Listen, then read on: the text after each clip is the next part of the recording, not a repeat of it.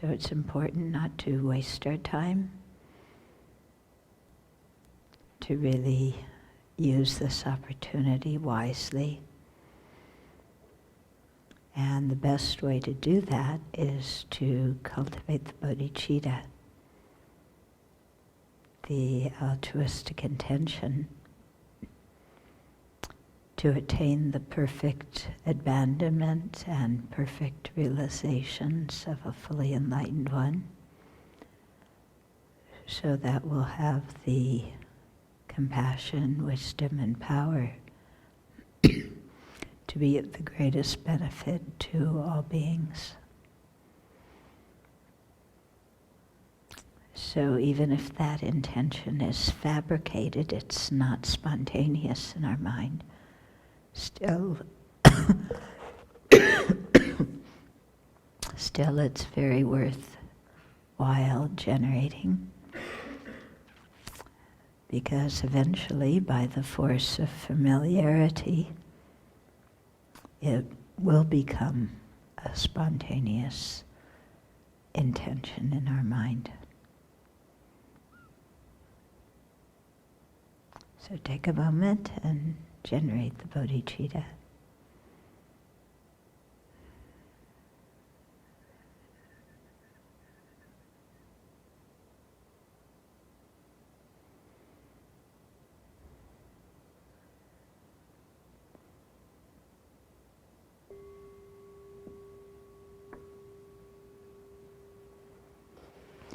At this year's Lamrim teachings, His Holiness spent a great deal of time talking about the benefits of generating bodhicitta. You know, because the Lamrim masters are, they're very, they're very smart, and they know that we need a sales pitch. Yeah? So they give us a strong sales pitch about the benefits of bodhicitta, so that we will create the energy and aspiration and inspiration within ourselves to cultivate it. So some of the benefits of generating bodhicitta is that when you have it, it becomes a very strong force for purification and accumulation of merit. So the idea being that when we have the altruistic intention of bodhicitta, then we're working for the benefit of all sentient beings. So simply by working for the benefit of that massive number of sentient beings and doing virtuous actions motivated by that intention, then it becomes very strong purification, as opposed to doing the same virtuous action just for our own benefit. And so similarly, you know, strong purification, strong accumulation of merit. And you can really, you know, sometimes get a sense of why when you really, when you sit there and like, okay, how does my mind feel when I'm only thinking about my own benefit? Even if it's, you know, our own liberation, even if it's a dharma goal. You know, if I'm only thinking about myself, there's a certain kind of, how do you say, feeling in the mind? You know, energy in the mind. And then when you say, okay, I'm doing this for the benefit of all beings, then the energy in the mind completely changes. Yeah? Even this is just a fabricated bodhicitta. Still, you know, you think me as opposed to all sentient beings. You know, there's quite a big difference. So just even feeling that difference in ourselves can give us some feeling why bodhicitta is so potent, and why they say you can attain enlightenment quickly through bodhicitta. Yeah. Actually, it's the only way to attain enlightenment. Without bodhicitta, you can't attain it. So, you know, we have to have that altruistic intention.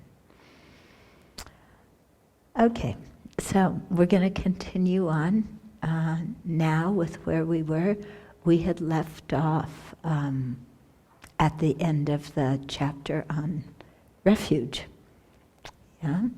So, in going through and reading this again today, I really would like to have a new translation of this text. Somehow the English, usually Rosemary's translations are fantastic. I don't know what happened here, because the English doesn't flow very well, does it? That's a little bit confusing.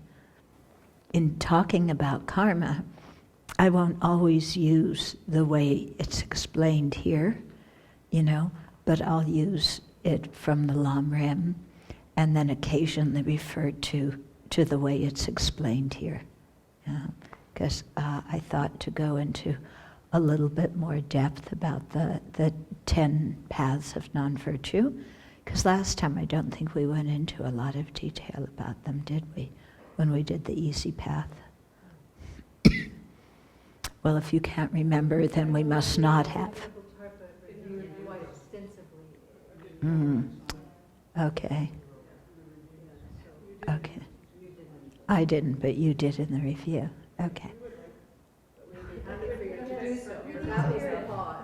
Okay.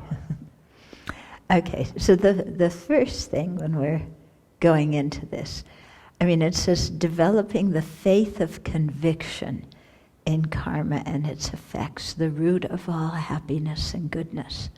I think just that title is telling us something. Why? Well, first of all, the faith of conviction. Yeah? This is a special type of faith. It's not blind faith. It's not aspiring faith. It's not admiring faith.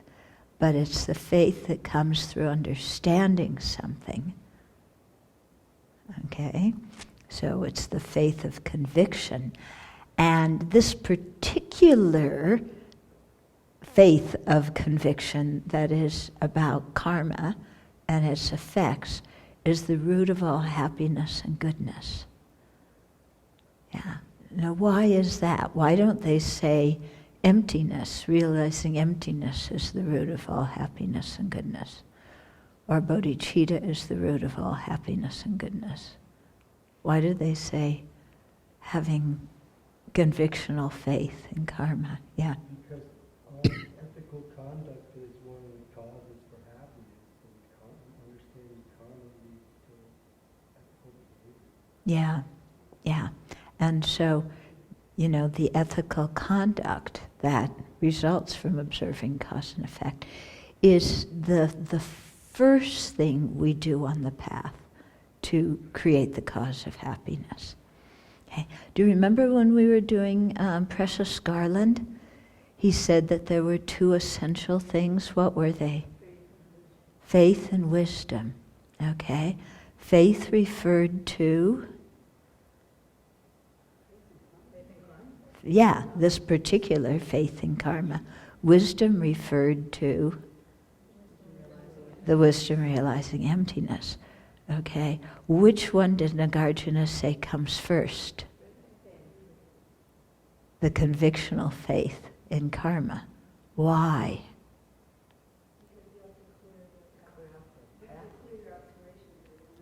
Yeah, you have to clear out. We have to stop being a jerk, basically, and clean up the mess that we've made in our life and refrain from making so many more messes. Yeah, basically, that's it, isn't it? But which one of those 2, the convictional faith and the wisdom, did Nagarjuna say was easier to realize?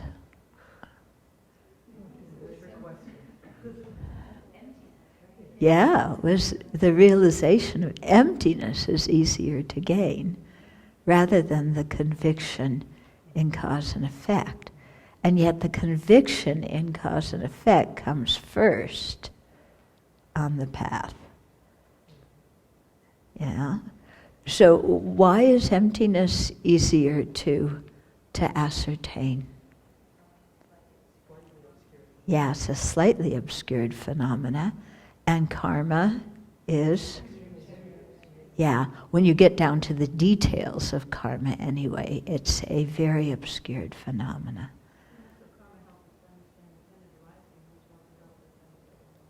Yeah, good point that karma, when we think about karma, it's about dependent arising, and that in turn helps us to understand emptiness.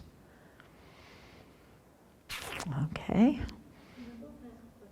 Is it that he said that convictional faith is harder to realize in wisdom, or to understand the workings of karma? To understand the workings of karma, which is preliminary to developing this kind of, the more you understand the workings of karma, the more stable your convictional faith in karma is. Okay. So lots of people start out with some kind of general faith in karma, which seems fantastic until it comes to restraining yourself from doing something you want to do. You know, and then all of a sudden that faith in karma has gone out the window. And I think this is one of our problems too, isn't it? Yeah, we say, oh yes, I believe in the law of cause and effect. I believe in it. Yes. But then when there's something that is, unwise to do because it creates negative karma, but we want to do it. Yeah, when it comes to give up the 8 worldly concerns, does our convictional faith in karma really extend to giving up the 8 worldly concerns or not?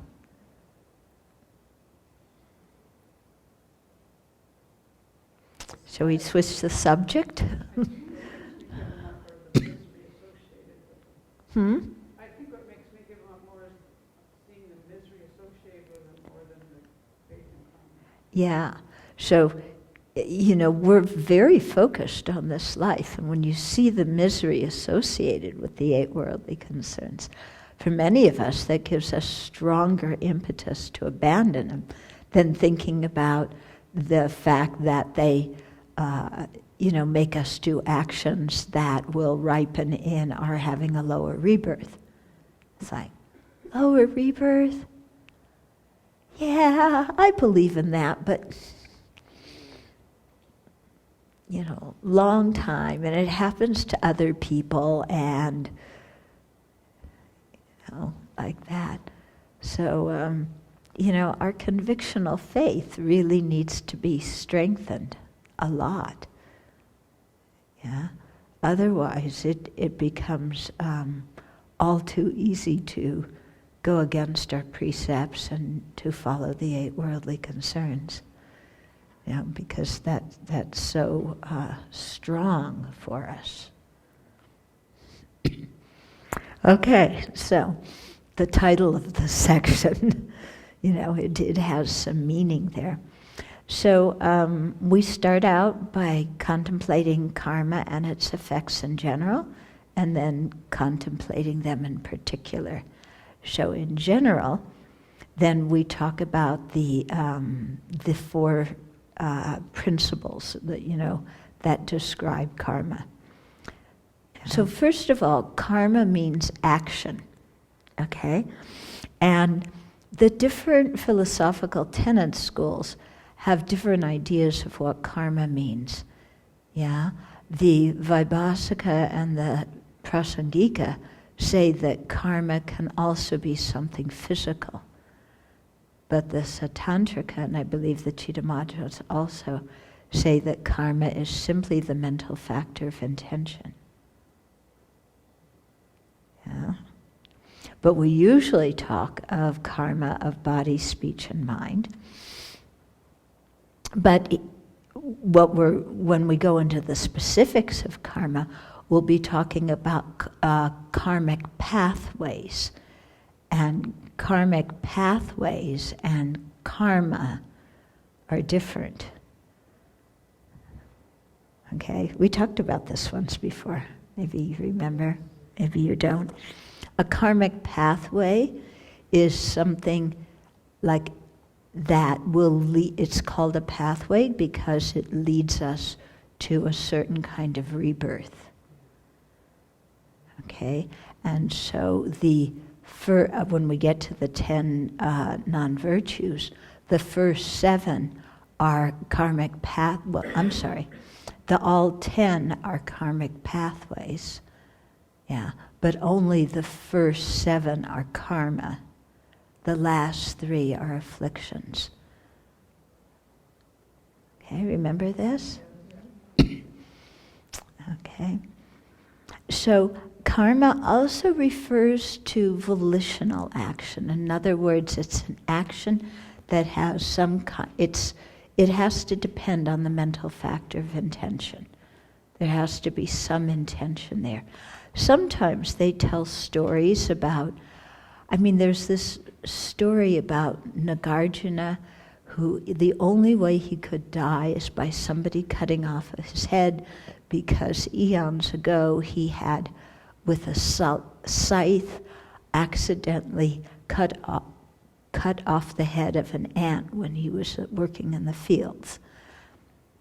This is one of the stories that makes me go, because that action had no intention to it. So how could it bring about that kind of result? Yeah. So I asked His Holiness about it, but I think he was also puzzled. Yeah, because when you talk about some of the stories they tell, like, what those of us who are at the teachings in Bailakupi this winter, His Holiness was reading through the chapter on karma, and some of the stories they tell, they really make you scratch your head. There has to be more to the story than what is written in the book for the story to make sense. Yeah, put it that way. Because I remember there was one story of a mother and a daughter who were drowning in a river, and they generated kind attitudes towards each other, and because of that they were born in the Pure Land. And when I heard that story, I said, what? That kind of fond feeling between a mother and a daughter dying, that's not kindness, that's attachment. How's that going to make them get born in a Pure Land? And the way that the story was written, it was as if that one thought were the one and only, cause for rebirth in a Pure Land. And it's like, that can't be. It can't be like that. Yeah. So that story came up one time with His Holiness, and he said, we have to check the origin of some of these stories. Yeah. Because some of the stories, I think, are, they're in the Jataka tales, and those tales were kind of ancient. They're in the Buddhist scriptures, but they're also in Indian culture in general. Many of them are. And they're used to teach ethical conduct. Whether they are to be taken literally or not is, perhaps another ball game. So this is the kind of thing I think that many Westerners are faced with when we read some of these stories. However, that's not a good excuse to throw away the whole idea of karma and its effects. Because karma and its effects is simply the idea of causality. And certainly we run our lives, we base our lives on the idea that causes bring effects. Why do people go to work? To get paid. Yeah, cause and effect. Yeah? So why do you go to school? To get an education, so you can get a job, so you can get paid. We live our lives based on cause and effect. chemistry, biology, physics, all based on cause and effect. How come, when it comes to an ethical dimension, talking about karma, our belief in cause and effect falters? How come? Yeah, quite interesting. Hmm?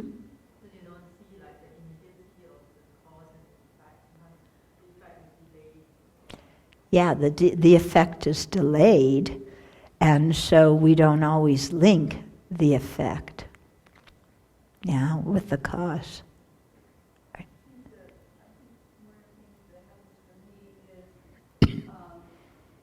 are short-term and long-term results, and sometimes the short-term results look good, and it's not until I think about the long-term, it's like speaking harshly to another person or to my dog. I can speak harshly to my dog and my dog will stop what it's doing, but it doesn't mean that the dog is not going to get even some other way, Mm-hmm. that I'm thinking about because it's my dog.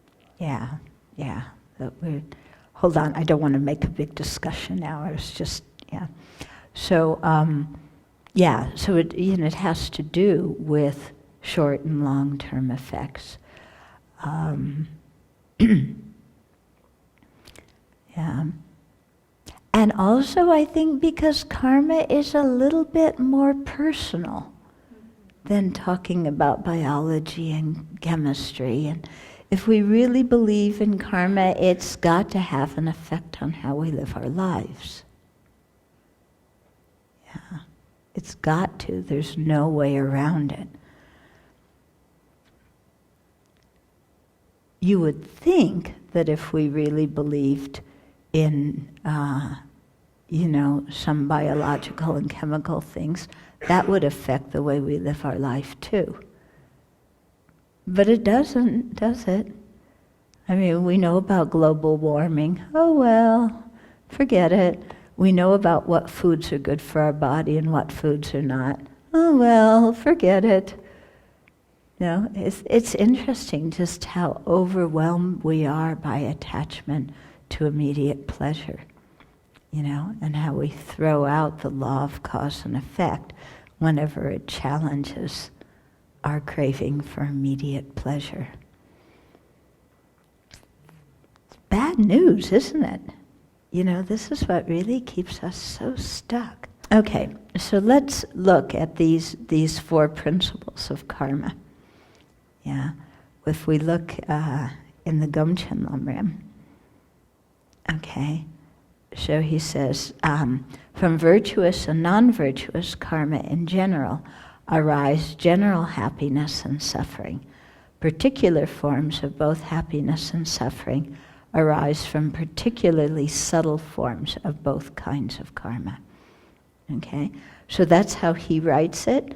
Usually in Lamrim, the way it's expressed is happiness comes from virtue, unhappiness comes from non-virtue. Okay? And I actually think that there's something, when we really go into that, there's something very profound in that really challenges a lot of our Western way of thinking, because we usually think of morality being the 10 Commandments, which God created and dictated to us, right? We didn't have any, God made up the rules, and we have to follow it. Whereas in Buddhism, Buddha did not create the law of karma and its effects. He simply described it. And so the idea is that, things are not inherently or by their very nature virtuous.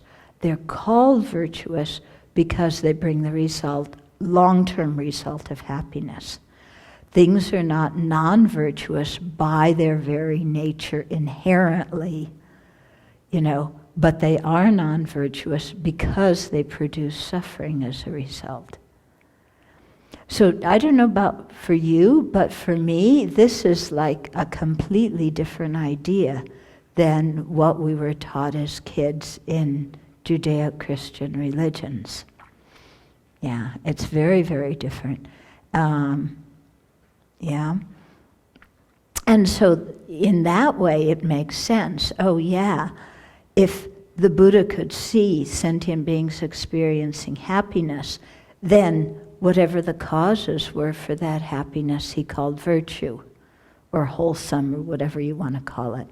When he saw them experiencing suffering, he called the cause non-virtue, or unwholesome, or destructive karma, something like that. Okay, so things are not that way inherently. And I think that's quite an important thing for us to understand, that things are posited, virtuous and non-virtuous, in dependence upon the result they bring.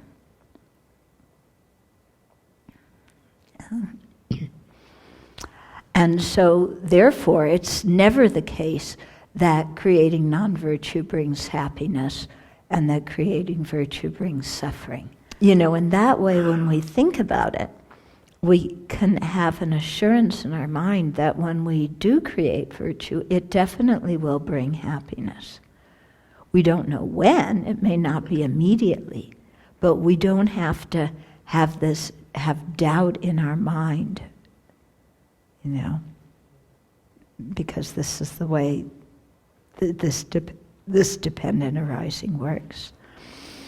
And then the second one is from small virtues and non-virtues, great happiness and suffering may arise.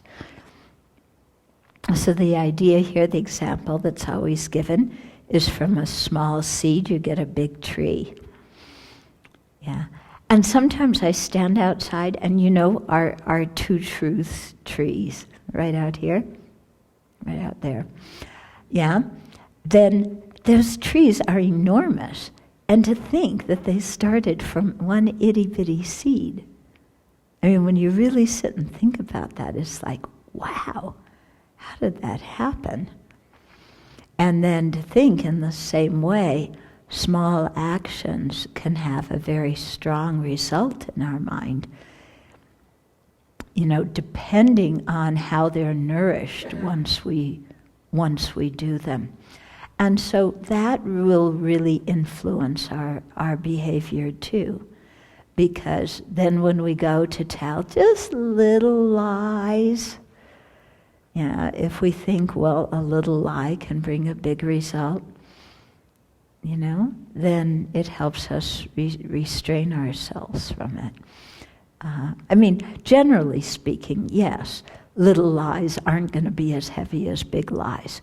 But we shouldn't use that as a rationalization to tell little lies. And the same thing with insulting people. Well, I just insulted them a little bit. Yeah, so it wasn't that bad.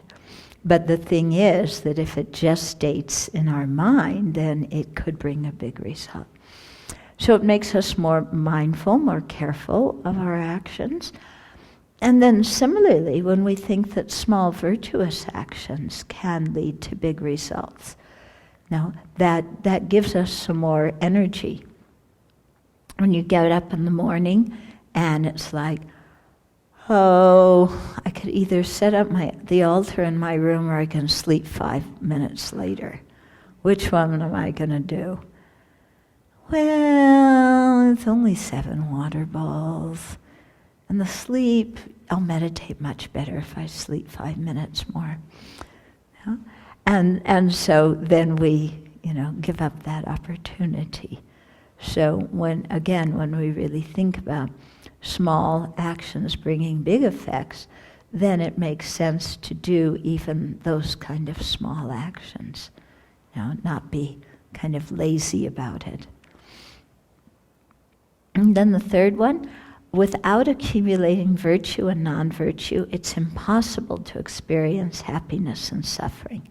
In other words, if you don't create the cause, you don't get the result. Yeah. Now, this sometimes brings us some difficulty because we see a lot of times in life in general, people who don't create the cause, but they get the result in both good and bad ways.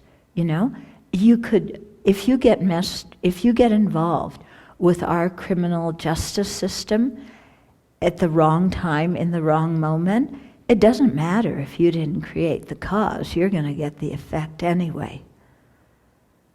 Okay?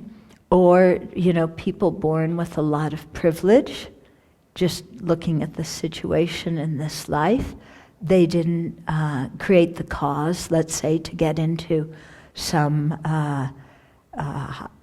you know, very good university, but they got in through the back door or through some other kind of influence.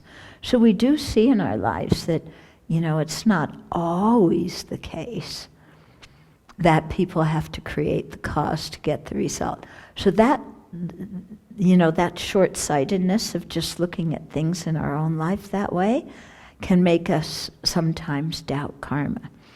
But when we really understand how karma works, then we'll see that in those cases where it seems in our general short-term outlook that people didn't create the cause but got the result, we'll realize actually they did create the cause.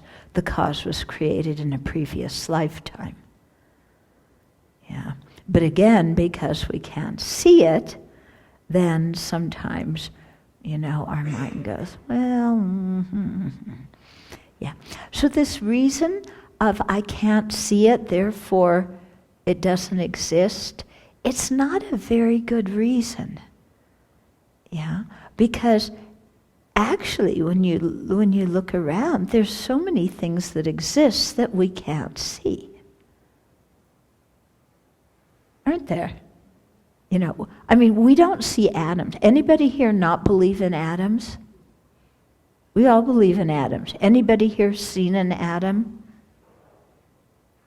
No, none of us have seen an atom. But we sure believe in them, don't we? Okay, so there's, you know, lots of things. We see that birds can see things we can't.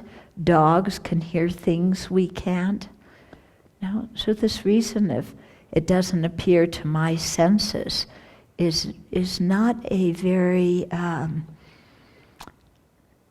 it's a refutable reason, put it that way. It's a weak reason. I say this, and I emphasize this because maybe 5 or 6 years ago, I was at a meeting of Western Buddhist teachers from all different traditions, and we did this one exercise, and there were about half of the people who considered themselves teachers who did not believe in karma. And I was shocked. I was totally shocked. How is it that you call yourself a Buddhist, even a Buddhist teacher, but you don't believe in the law of cause and effect? Yeah.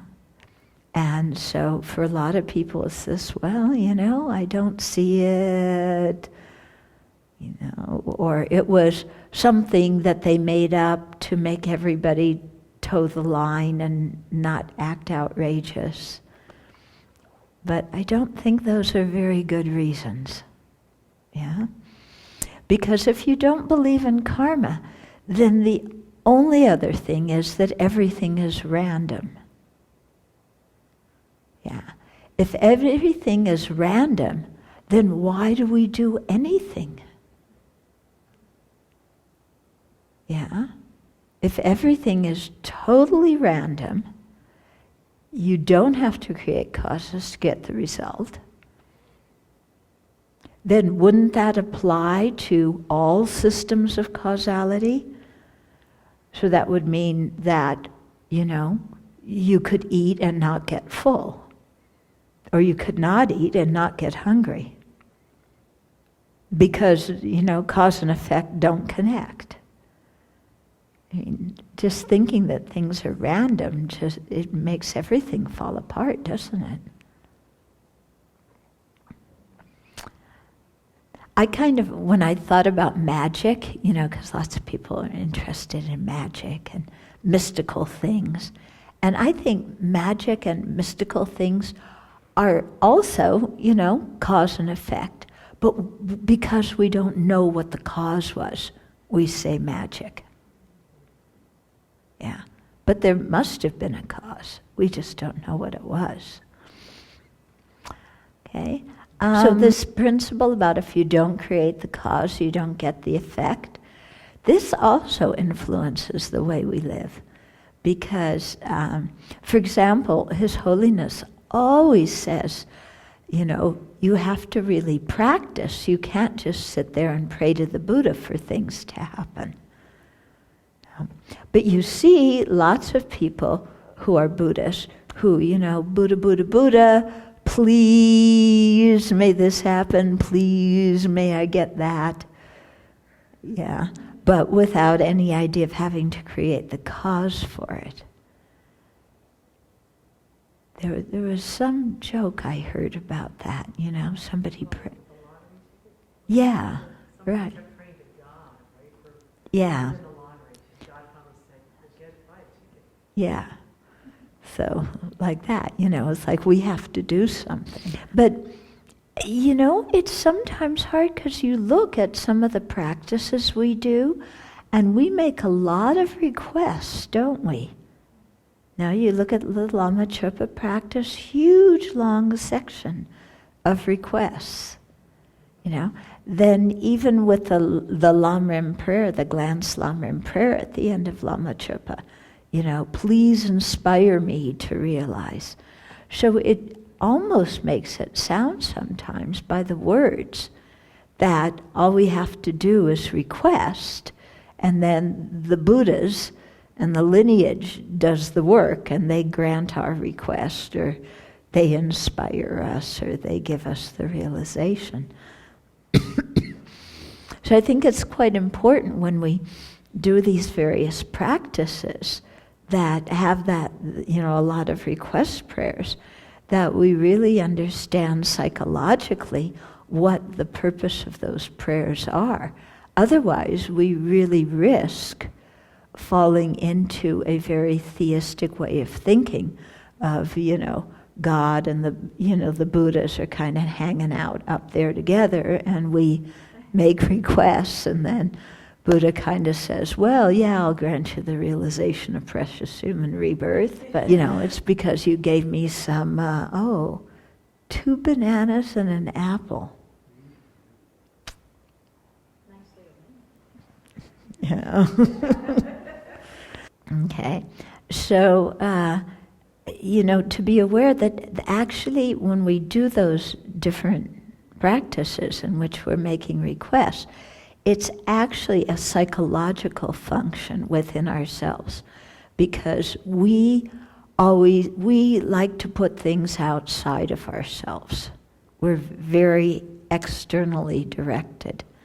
So it's a way of using that proclivity that we have to be externally directed, but expressing our deepest heartfelt spiritual aspirations at the same time. So it's not that we pray to the Buddha and then the Buddha gives us the realization and we don't have to create any causes.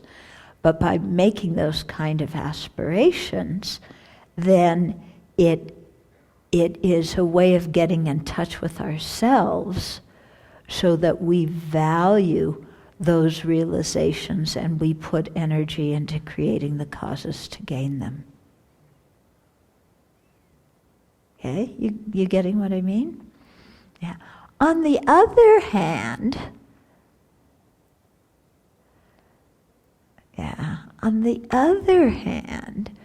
we are asking the Buddha for inspiration, and that's different than praying to Mickey Mouse, isn't it? Yeah, it's not the same. Yeah, it's only this one. Oh, he said, he brought up Franklin Roosevelt, and he said, do you think FDR could grant you a realization or inspire your mind, or it's like, no. I mean, he inspires my mind because he had disabilities and he, just lived his life in a very full way, and he did many good things for the country. But I don't think FDR is going to inspire me spiritually. Yeah. So there is something to the object that we're making these requests of. Yeah. There's something. But they don't do all the work. We have to create the cause. That's something to think about in there, isn't it?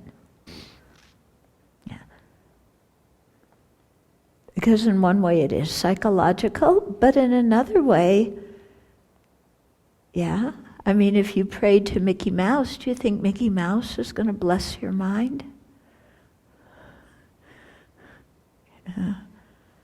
Dear Mickey. Yeah. And then he says, say my mantra 108 times. We go, M-I-C-K-E-Y.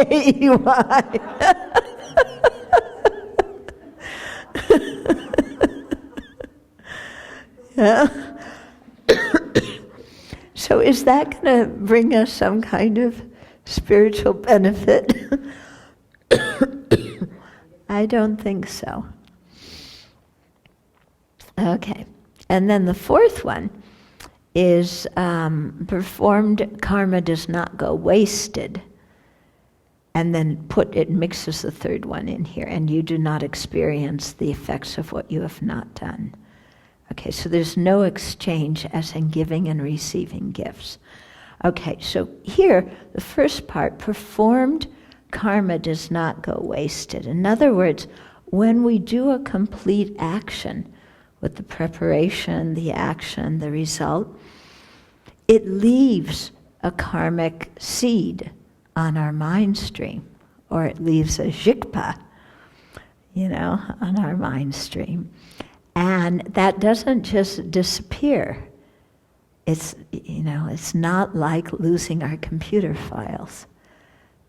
And I always come back to this, one of the first times, it must have been, when was it? 1986, when I was first learning to use a computer. The ones with the black screens and the green letters? Remember those? And the big floppy disks?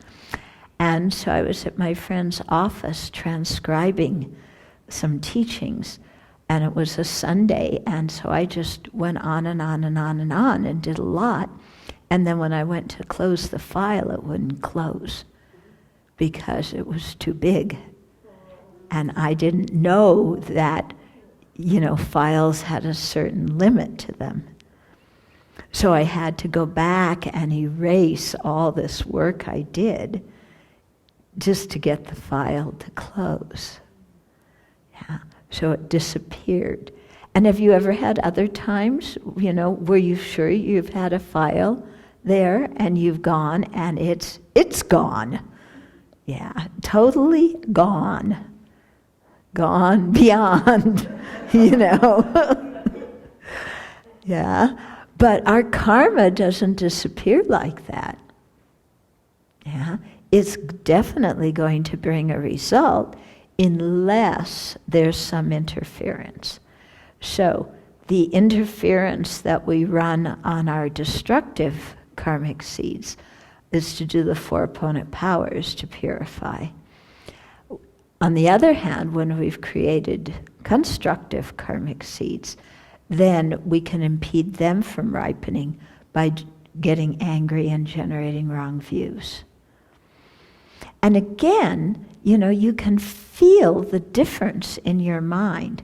After you get really, really angry at somebody, yeah, remember a time when you got really, really angry? Then afterwards, don't you feel kind of hollow, like some of your virtue, some of your positive energy is gone, it's evaporated? Yeah, do you have that kind of feeling in your gut? Yes, we can feel it, with anger. With wrong views, it's, I think, sometimes more difficult because we're so convinced our wrong views are correct views. But they too will interfere with the ripening of our good karma. And then the last line here, there is no exchange as in giving and receiving gifts. So this pertains, I think, to what happens when we dedicate the merit, for example. In the Pali tradition, very often they translate it as transfer the merit.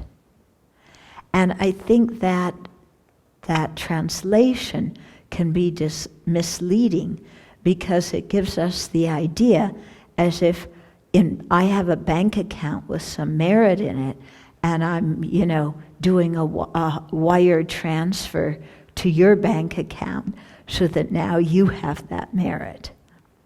Okay?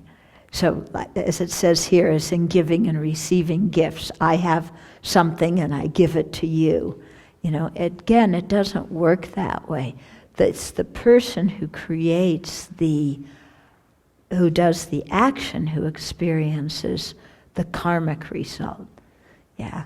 Other people may experience the immediate result. I mean, if we punch somebody, they experience the immediate result. But the karmic result is experienced by us if we're the one who did the punching. Yeah. So again, that makes us think. And it makes us realize that we have to be very responsible. That we can't just, kind of say, well,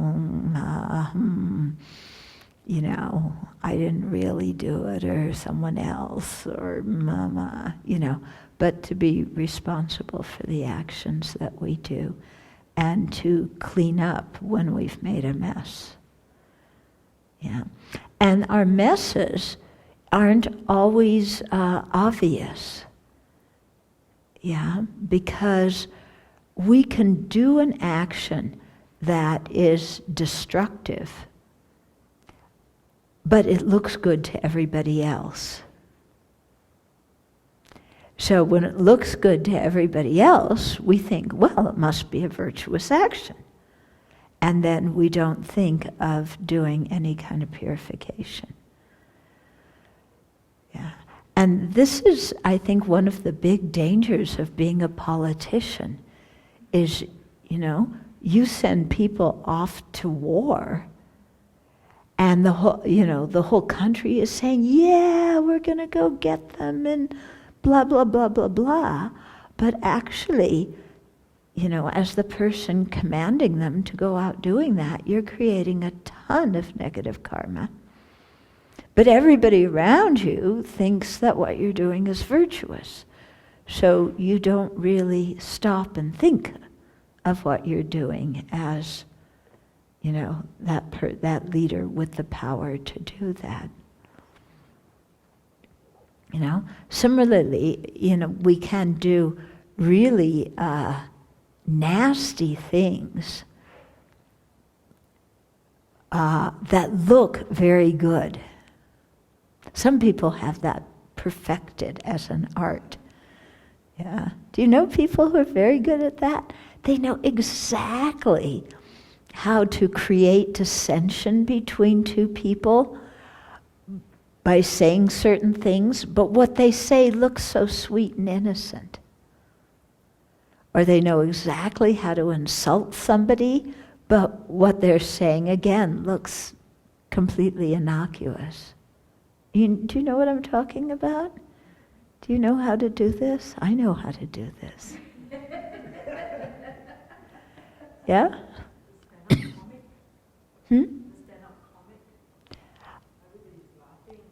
Yeah. That's true. Yeah. Yeah. How we laugh when a comedian attacks and ridicules other people.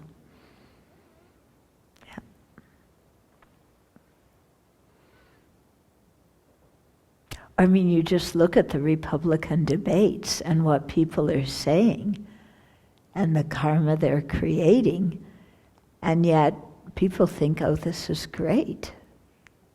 Huh? Okay, so those are the four principles, that explain karma. So then we move into the section on the contemplating cause and karma and its effects in particular. Okay, so here's where we get into the 10 non-virtuous paths of action. So they're called non-virtuous because they lead to undesirable results, and they're karma because their essence consists of an action, an activity, and they're paths because they lead to unfavorable states of existence. Okay, so there's the 10, all 10 are paths of action, paths of karma. Okay, and they serve as paths to the 10 virtues serve as paths to fortunate rebirth. The 10 non-virtuous paths serve as paths to unfortunate rebirths. They have to be actions that are complete with all the branches. If not all the branches are complete, then they're not necessarily going to lead to a rebirth. They may bring other results, but not necessarily to a rebirth. Okay, so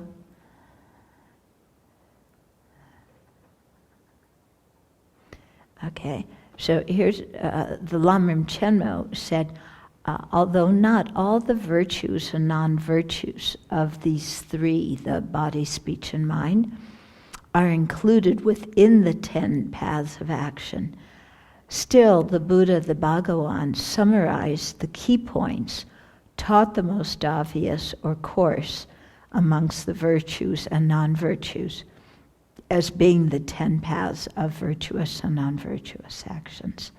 Okay, so the point is that not all actions literally fall within these 10. Yeah, but in a general way, you can kind of squeeze most of them within the 10. So, so for example, hitting somebody, beating somebody, that's not any of the 10. But in a general way, we could put it under the one of killing. Because killing is harming somebody physically in the worst possible way, and beating them, is harming them physically, but not in such a severe way. Okay? But these 10 can gather many other non-virtues into them. Okay? So, for example, things without all the branches complete, they aren't any of the 10, but they fall generally within the 10. Okay? Okay, so then there's different ways of looking at the action. Sometimes we talk about the preparation, the action, and the result. Sometimes we divide it into 4. So the basis, meaning the object that is acted upon. The second is the attitude, and that has 3 parts, which I'll explain in a minute. The third is the actual action, and the fourth is the conclusion or the outcome of the action. Okay, so the object or the basis, that's what we're acting upon. The attitude, includes 3 parts. And here's where this is not written up very clearly in the text. Okay? So what I would do to make that at the bottom of the page there clear, I would say, like, when we're talking about killing, because it has that example, that the basis is the first one. That's another sentient being. The second part, the second branch, is the attitude or the intention, and that has three parts. One part is correct recognition of the object. The second one is the motivation to do that action. And the third part of the attitude or the intention is whatever affliction is lying behind doing it. Okay? So that's where this is, I would redo. Okay? And then the third, the action, is the actual action. The fourth is the conclusion. Okay, so let's look at these in a little bit more detail. Okay, so the first one is taking life or killing. So for the basis or the object, it's any sentient being other than ourselves. Yeah. So suicide does not count as a full action of killing. First of all, because it's not the proper basis. Second of all, is the conclusion of the action is that the other sentient being has to die before you, and at suicide that isn't the thing. That isn't what happened. Does that mean that suicide is not non-virtuous? No, it's definitely non-virtuous, but it's not a complete non-virtue with all the branches fulfilled. Okay? Then for the intention, then the first part of it is you have to correctly identify the person that you want to kill and kill that exact person. If you mistakenly kill somebody else instead of the person that you wanted to, then it's not complete. Yeah. Then you have to have the intention to kill, the motivation, you're going to do the action. And then you have to have some kind of affliction. So usually the affliction is anger. However, killing can be motivated by attachment. For example, hunters want the meat or the fur or the head of the animal. They're attached to that, so they kill motivated by attachment. People who do animal sacrifice are killing motivated by ignorance. So it could actually be any of the three poisons that motivates killing. Okay? And then the third one, the action, is, you can kill the person yourself with your hands, with a weapon, with poison, with, magic and this kind of stuff. And also inciting others to kill and helping someone commit suicide. Okay, so suiciding yourself is not a complete action, but if you assist somebody in committing suicide, that is a complete action. Okay. Of course, it's not as bad as doing it with anger, but it is an act of killing done with ignorance. And it's interesting to, when we look in the Vinaya, when we see what the stories are behind the Buddha making certain precepts, the stories are very telling, yeah? Because the action, when the Buddha, the story behind the precept of not killing, you would think that maybe it was, one monastic got really mad at another one and beat them to death or something like that. No, that wasn't the story. Yeah, the story is that a lot of monks were meditating on the foulness of the body. And they meditated in an unbalanced way such that they began to really hate their bodies and think, oh, I have this foul body. It's just polluted. It's disgusting. I want to be free from this. And they asked another monk to please kill them. And he did. And when the Buddha came back, after doing retreat for a while, he said, what happened to all the monks who used to live here? And then he was told, well, so-and-so killed them, but they asked to be killed. And Buddha said, doesn't matter, if you do that kind of killing, any kind of killing, deliberately, intentionally, then, you've broken your ordination. So it's interesting, isn't it, that it's that kind of story. It's not just one person getting mad at each other, at another person. Okay? And then the conclusion is that the other person dies before you. So if you die at the same time, or if they die after you, then again, that last branch isn't fulfilled. And it's not fulfilled because then the karma doesn't accrue to you in that body because you've already died. The karma would accrue on your mind stream in the bardo or on your mind stream in another rebirth. Okay, so you still accrue some karma, but it's not on you, the person who did that action in that life. So that's why. Okay, so if we talked about suicide. If you accidentally step on an ant, it's not negative karma. Yeah, but if ordained people think it doesn't matter what happens to insects and they walk someplace anyway without caring, then they create negative karma. And it's the negative action of carelessness.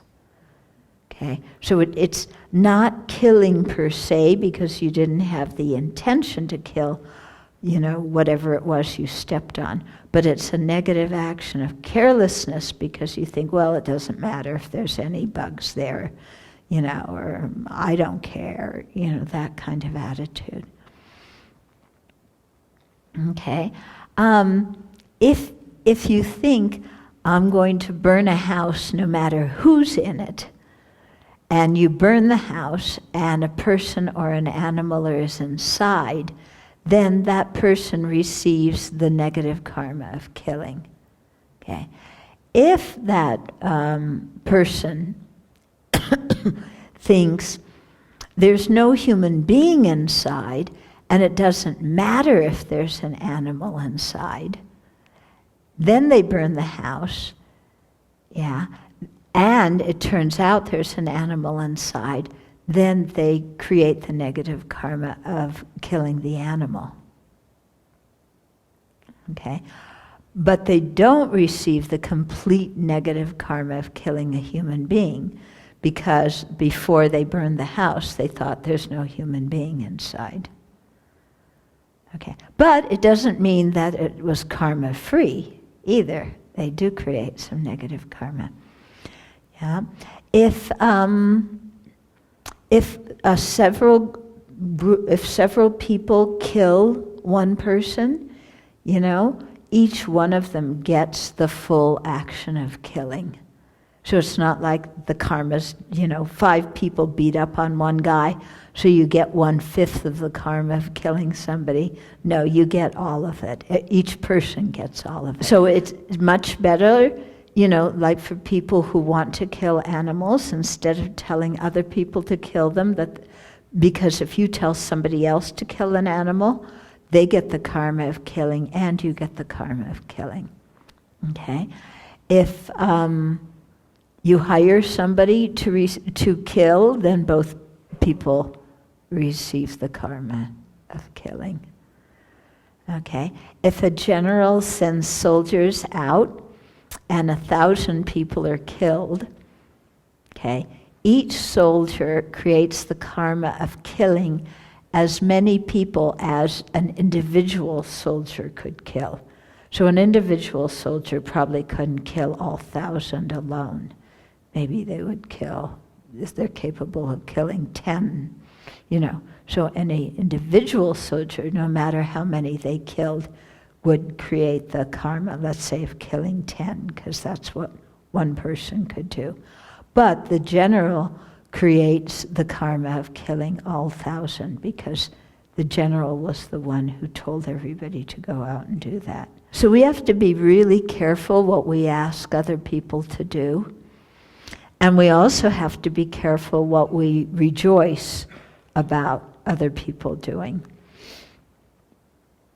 And this can be touchy, when you read the newspaper and it's like, oh, they killed Osama bin Laden. Good, I'm so happy they got that guy. It's so easy to have that kind of attitude, and yet that's rejoicing in killing. And that creates the karma. It puts the karma of killing on our own mind stream. Okay? If we're killing and we really rejoice after we killed, it makes the karma heavier. If we regret it just after we kill, then it makes it a bit lighter. Yeah. Okay? If you kill bugs with regret, it's less negative karma, because you recognize the fault of the action and you have some wish that you didn't have to do it. Yeah. Lots of people, when I'm in Singapore, people come to me, but what about the termites, the white ants? Isn't it white ants? There's white ants in my house. I've got to kill the white ants, That's not negative karma, is it? They're kind of like looking to me for absolution. I'm supposed to put my hand on their head and say, oh, my child, it's okay. I say, no, that's killing. I'm not going to tell you it's okay to kill. It's your choice, and if you do it, you have to be responsible. And if you choose to do that, at least do it with some regret and pray for them to have a good rebirth. But it's not karma-free, and don't look to me for absolution in this process. Yeah, because if I said to them, oh, no problem, go ahead, kill them, then I'm creating the karma of killing all those ants.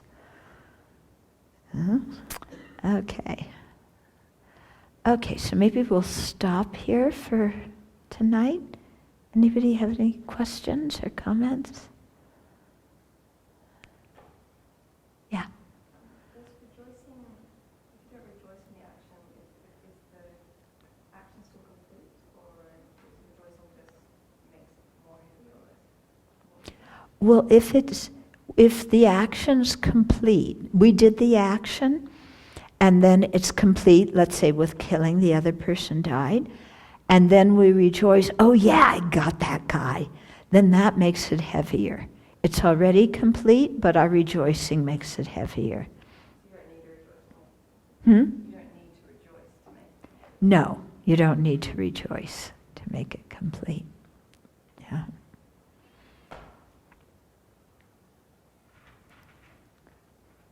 The aspect of rejoicing, let's say, someone in one, Mm-hmm. it's not a complete karma, it's just thinking about it. So what kind of karma? They say it's the karma of killing, because you're really rejoicing at what somebody else did. Yeah. I would say it may not be the exact same karma as the karma of the Navy SEAL who did it. Yeah. But they say it's the karma of killing. In the same way that when we rejoice at other people's virtuous actions, we create so much virtue, don't we? Even though we haven't done the action. Yeah, so it's parallel, same kind of idea. So we have to be very careful what we rejoice at. Yeah. And this thing about rejoicing, if, it also pertains to that we have to be careful about what groups we join. Because this situation with the soldiers, if you join a group because you agree with the purpose of the group, then when anybody in that group does that action, you accumulate some karma from it. So, when we come here and we join the group and our purpose is to create virtue, then we're part of this group, and that's what the group is doing. When any other person creates virtue, we share in it. And if we rejoice at each other's virtue, then we get even more. Yeah, this is the financial, how do you, the math of merit, okay? Mm-hmm.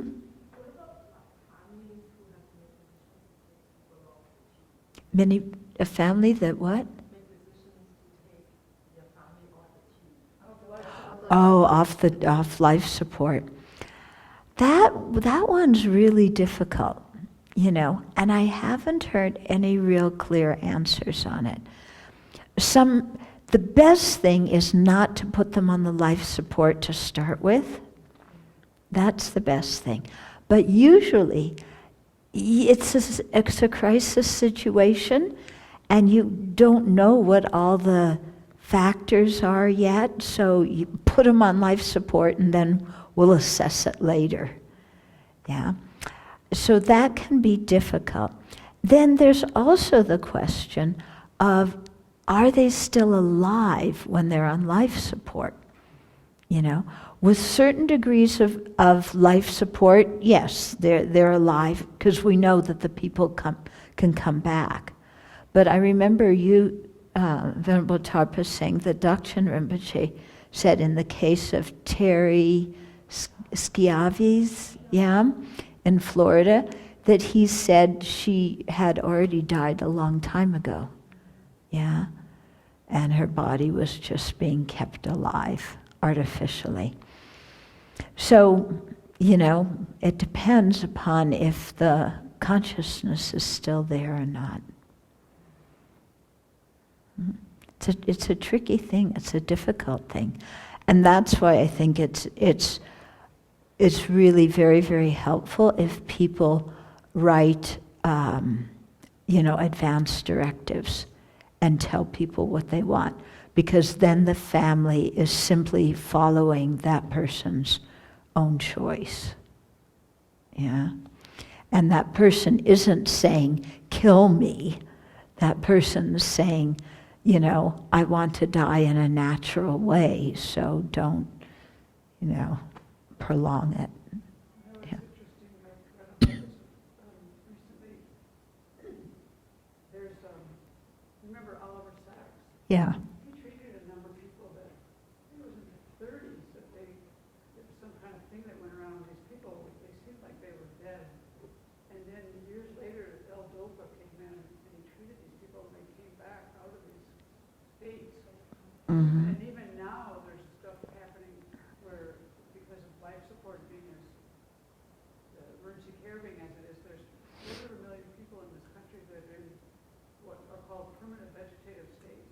But now with some of the changes in pharmacology, some of these people are actually being lifted out of these things. Mm-hmm. It's really hard to know what's going on. Yeah. And when they're lifted out, what state is their consciousness in? And that's, some of them are actually having situations where they're able to, their lives don't ever get normal. But Mm-hmm. they're actually, they aren't in comas. They're able to talk. Mm-hmm. It's really, really complicated. Yeah. Medically now with all the advances. Yeah, it's very, very complicated. Not easy.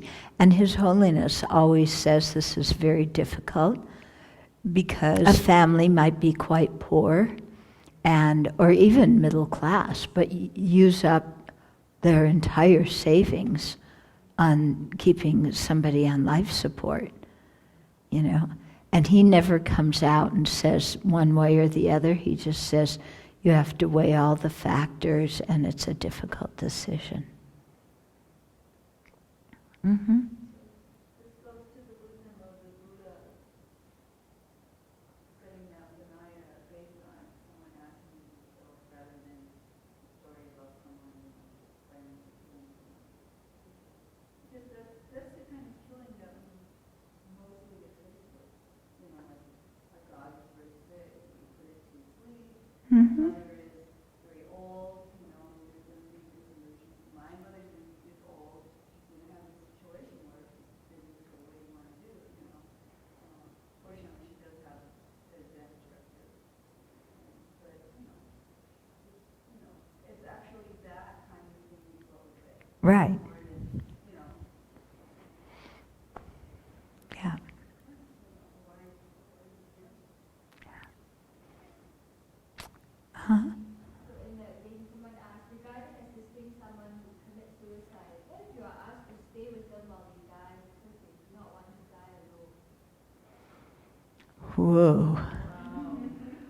That's difficult to watch, to be there and to watch somebody take their own life. And I don't think I could do that.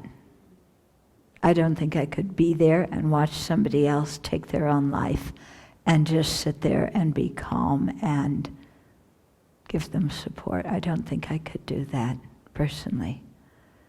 Yeah. So, no.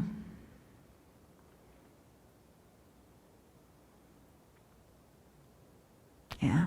One of the guys I was working with in prison was on death row, and when he was getting executed, I happened to be out of the country at the time. I couldn't have gone. But if I thought about it, like, if I could have gone, or if he had asked me to go, And I thought that, well, okay, yeah, it's government approved murder. Yeah, I would like to show him support and be there for him. But I don't think I could sit there and sit there without doing something and watch somebody else kill somebody else. Even if the government had their stamp of approval on it. I don't think I could sit there and just not do anything. So. Mm-hmm. When I hear that question about could you, support somebody in their suicide, I have many examples of people who commit suicide and were not successful, and how relieved they were that didn't happen. Yeah. That's what I always think about. Mm-hmm. So there's always another option. Yeah. Many people try and commit suicide. It wasn't successful. I was getting the feeling more that this was somebody who was terminally ill, maybe. Yeah. But, still, even then, sometimes they could be very happy that it wasn't successful. And if they don't think there's another option, Mm-hmm. their issue is they're doing this because they think the pain is too great, but the pain could be relieved. Yeah. Yeah, there's other options, but people have different reasons for the choices they make. Yeah, and it's hard. It's hard. Yeah. I have a friend, he's the partner of a very dear friend of mine, who is a volunteer with the whole Washington movement of Assisted suicide. And for him, it is totally an act of compassion. I mean, he's very difficult for me to have a conversation with him, but he will talk with me about it. But he cannot see that there's any kind of negative aspect to what he's doing in being this volunteer and helping people. Mm-hmm. It's totally about compassion. Yeah. So that killing out of ignorance. Yeah, the killing out of ignorance can be, the person feels like they're being very compassionate.